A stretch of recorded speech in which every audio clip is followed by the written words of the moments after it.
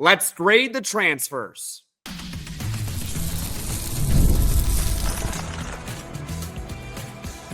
You are Locked On Syracuse, your daily podcast on the Syracuse Orange. Part of the Locked On Podcast Network, your team every day. Hello, everyone, and welcome in a Locked On Syracuse. I'm Jackson Holzer, and thank you for making us your first listen of every single day here on the Locked On Podcast Network. It's your team every day, and of course, we are always free and available wherever you get your podcasts. On this week's Poll Friday, I asked you guys the question, what grade would you give Syracuse Basketball's 2024-25 transfer portal class? The four players that Syracuse Basketball brought in: Eddie Lampkin from Colorado, Jyare Davis from Delaware, Jaquan Carlos from Hofstra, and Lucas Taylor from Georgia State. Now, I understand there is still 3 games left in the regular season, and after that, there's an ACC tournament.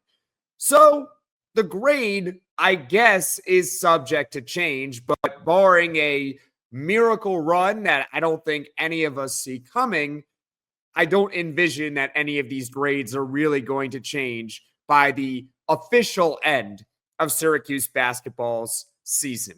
So let's get right to it. What did you guys have to say? Well, there were about 300 total votes on this week's Poll Friday, and I'll be honest with you all, I did not even give the choice to give the class an A because I don't know who would give it an A.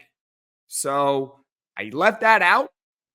And in first place, unfortunately, 41% of you guys believe that the transfer portal class that Syracuse brought in deserves an F. That is a failing grade for the Orange this season. 38% said D, 18% said C, and there were about 3% of you guys who gave it a B. If you are one of those 3%, I'd love to hear from you in the comment section why you believe they deserve a B, because I definitely cannot get there. Now, I am not in the majority here who gave it an F. However, I'm not going to give it a passing grade either. I am going to give it a D. And here's why I'm going to give it a D, and really why it's not an F in my mind. It's one player, and that's Eddie Lampkin. Eddie Lampkin this season has basically been the Eddie Lampkin that I at least expected, and hopefully you had a similar expectation to what I had for Eddie Lampkin heading into this year. He's averaging 11 points a game, 9.5 rebounds per game. I mean, he is a double-double machine. 2.3 assists per game and 2.1 turnovers a game. And if you compare that to last season at Colorado, his numbers are actually better at Syracuse. At Colorado a year ago, he averaged 10.6 points a game, 7 rebounds, 2.2 assists, and his turnovers were a little bit higher, 2.6 turnovers a game. And for those that say, well, Eddie Lampkin doesn't play good defense, you're absolutely right. He does not play good defense. He is not a perfect player or a perfect center by any means, but Eddie Lampkin has never been a good collegiate center. So I did not expect him to come to Syracuse and be an all ACC defender or even an average defender. I really didn't expect it because that's just not his game. He is more of an offense-first center. He is not an elite rim protector. I also didn't have the expectation that Eddie Lampkin was going to come in and be all ACC overall. I just did not see that from him. My expectation was Eddie Lampkin can be a solid ACC starting big man. And that's exactly what he is. He's averaging almost 11 and 10 per game. It's a lot better than what Syracuse had a year ago at center. I mean, I guess if you want to compare it to Malik Brown, but Malik Brown's not actually a center. He's more of a forward. So before Malik Brown, it was Naheem McLeod, and Eddie Lampkin is certainly better than Naheem McLeod. I would give, I guess, relative to expectation and overall play from Eddie Lampkin, I would give him a B. And so he drastically improves the grade for Syracuse basketball and what they did in the transfer portal. But coming up, we're going to talk about the other 3 transfers that Syracuse basketball brought in. So stick with me here on Locked On Syracuse. Life moves fast, especially when you have a family. One day you're watching your kids take their first steps, and before you know it, they're off to college. That's why securing their future is so important. Fabric by Gerber Life makes it simple to get term life insurance that fits your family needs. With Fabric, you can apply for term life insurance online right from your couch. You can be covered in under 10 minutes, and in many cases, no health exam is required. You can get $1 million in coverage for less than $1 a day, so protecting your loved ones doesn't have to break the bank. Join the thousands of parents who trust Fabric to help protect their families. Apply today in just minutes at meetfabric.com/lockedoncollege. That's meetfabric.com/lockedoncollege. Policies issued by Western Southern Life Assurance Company, not available in certain states. Prices subject to underwriting and health questions. March basketball is almost here, and there's no better way to get in on the action than with PrizePicks, the best place for daily fantasy sports. With PrizePicks, you pick more or less on at least 2-player projections, and if you're right, you can win up to 1,000 times your cash. It's fast, easy, and keeps every game exciting. I love how I can make my picks in less than 60 seconds and stay engaged all game long. PrizePicks even offers weekly promos like Taco Tuesday, where you get discounted player projections for even more value. Download the app today and use code LOCKEDONCollege to get $50 instantly after you play your first $5 lineup. That's code LOCKEDONCollege for $50 instantly after you play your first $5 lineup. PrizePicks, run your game. Eddie Lampkin has at least performed pretty well relative to expectations. He's averaging nearly 11 points and 10 rebounds per game. He is certainly a starting caliber big man in the ACC. Aside from that, Syracuse Basketball's transfer portal haul for this season was not very good. And we're going to go in order.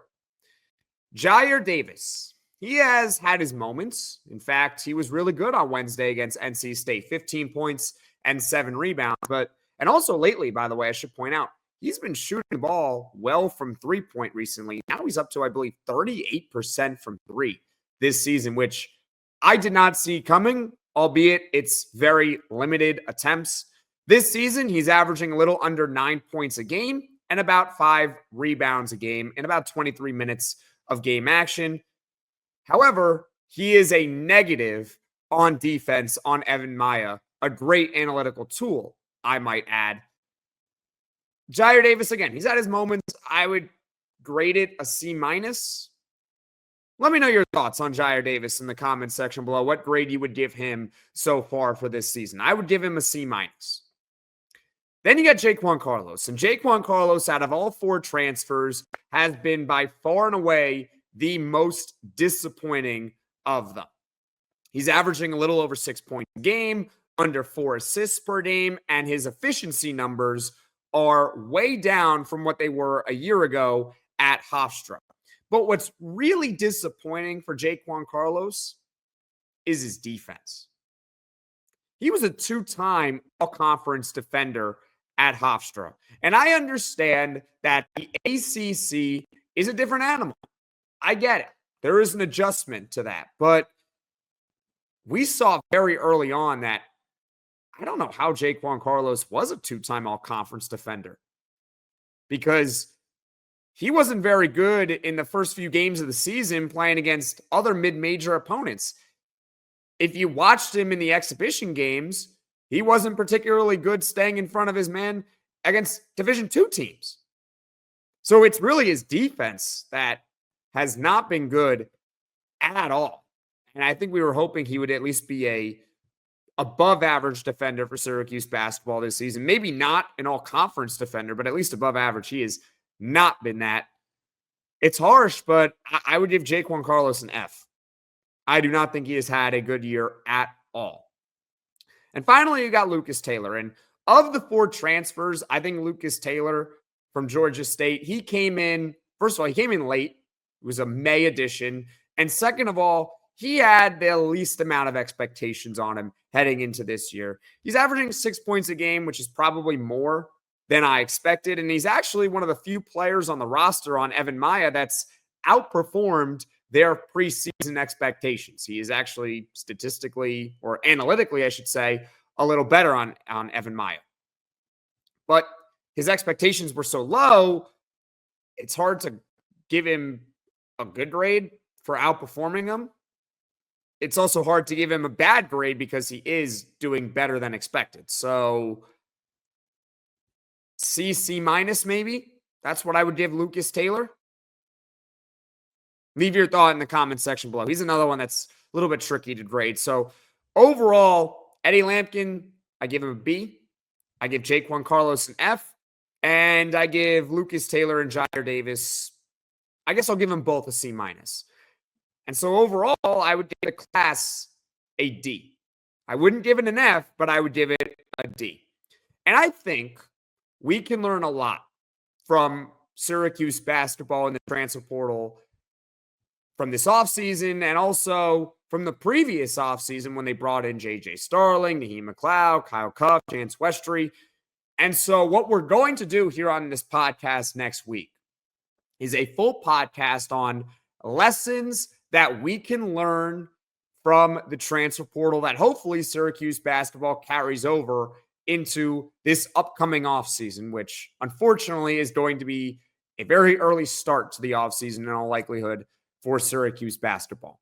As far as what is coming up on the podcast in the future, well, Syracuse basketball's 2024-2025 season is not officially over. In fact, they still have 3 more regular season games, and they play one of those games tomorrow at noon Eastern at Virginia Tech, and there will be a full post-game reaction podcast. Thank you for making Locked On Syracuse your first listen today. And for your second listen, you can check out the Locked On College Basketball podcast with Isaac Shade and Andy Patton. Don't wait for March. Be the most informed college basketball fan right now. And you can find Locked On College Basketball on YouTube or wherever you get your podcasts.